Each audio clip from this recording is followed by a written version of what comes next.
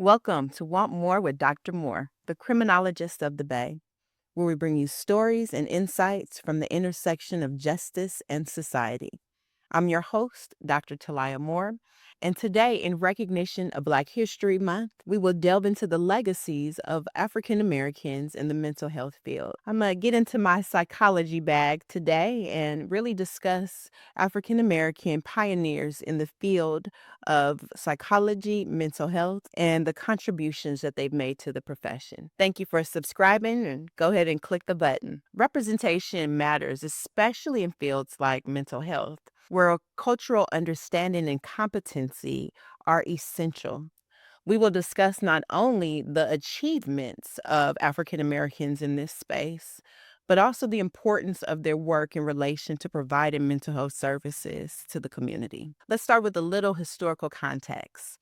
So, for many years, systemic racism has plagued the African American community in particular, and it has been extremely divisive, limiting services, and really even infringed upon mental health and medical services that are accessible to African Americans. Access to mental health has been very limited, and even if it is available, the question of cultural competency really comes into play for the clinician.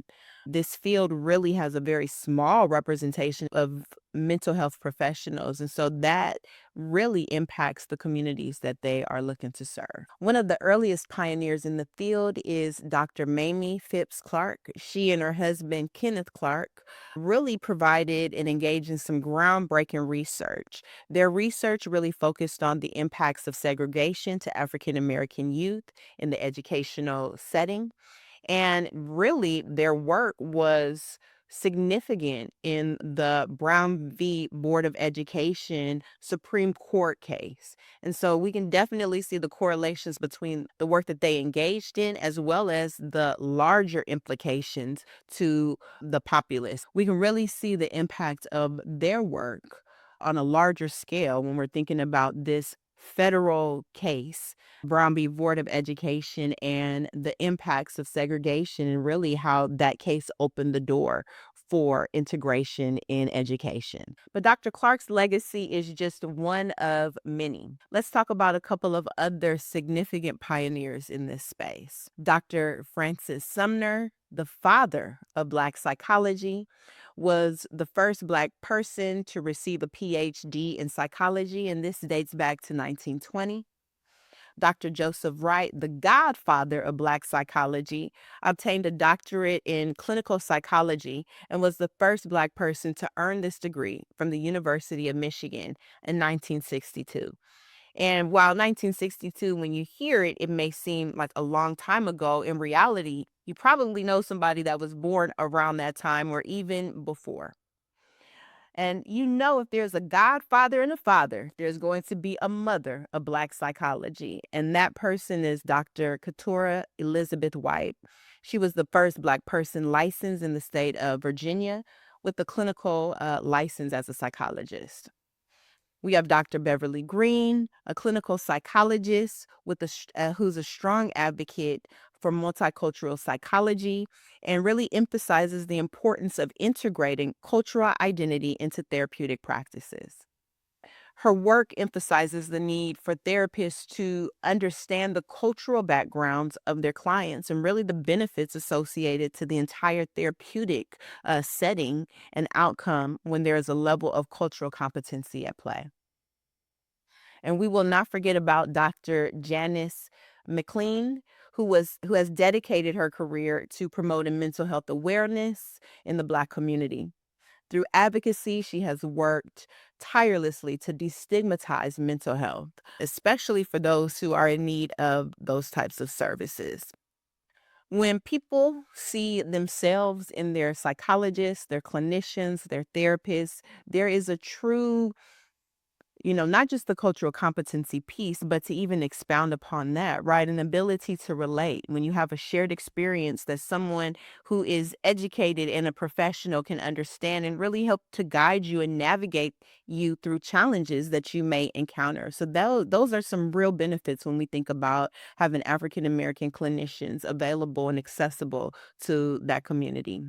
Many Black people and I'm gonna talk to my Black people. Many Black people historically have not been advocates of mental health, right? That is something that's for the crazy people. But in reality, it's something that could benefit us all. And so when we have these stigmas around, accessing mental health supports, then we also think about some of the historical medical research projects that have taken place that have impacted communities of color. And so you can see that there will be an inherent distrust in accessing some of these supports. And so really being mindful of what that looks like and how can we combat those stigmas. Because in reality, many people, in my opinion, everybody, but many people can benefit from having a culturally competent mental health clinician.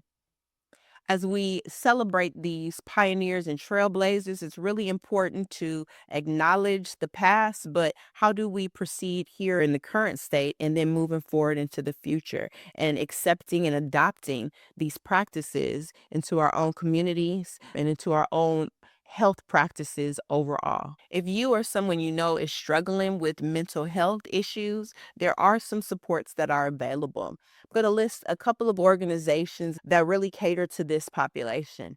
The first is Prana Mind.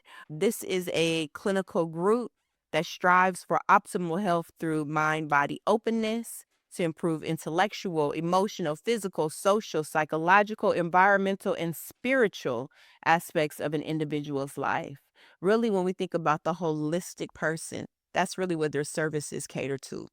They're an integrative neuroscience approach that uses a whole host of therapies from psychology, neurotechnology, and alternative medicine to assist individuals in reaching their highest potential.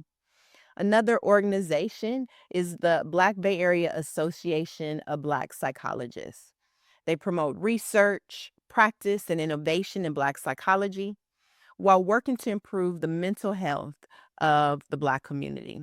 And if you're in a position, consider it, to pursue a career in mental health, there are educational institutions that have really thriving counseling programs to really help to project you in that space professionally. I'll just speak of St. Mary's College because I work there, and I'm very proud to speak highly of our counseling program and really the programs that we offer on campus. The graduate psychology program on campus has many professors who come from diverse backgrounds, many of which are Black people in those positions. So if you're interested in counseling, school psychology, forensic psychology, the program that I am fortunate to lead, these are other opportunities for you to engage in and be a part of the solution here. All right. So in conclusion, I challenge each of you to take this information into your communities, whether it's through advocacy, volunteering, or simply educating yourself and those around you. You can make a difference. Thank you for tuning in to Want More with Dr. Moore, the criminologist of the Bay. If you enjoyed this episode, be sure to comment, like, share, and subscribe. And until next time, educate, empower, and enact the changes you want to see. Want more.